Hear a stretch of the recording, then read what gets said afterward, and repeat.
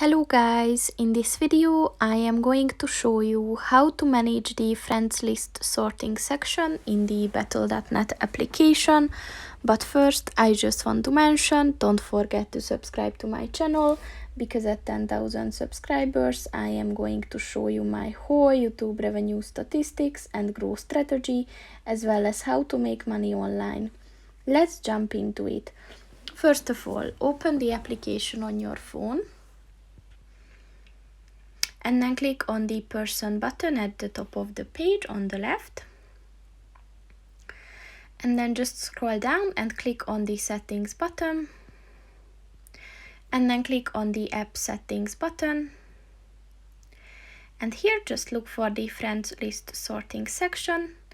And as you can see, these are the three functions that you can enable. So group favorites, sort by activity, and to show battle tag and real ID.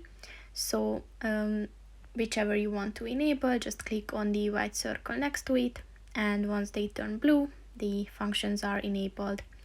So that's pretty much it for this video, guys. See you in the next one. Goodbye.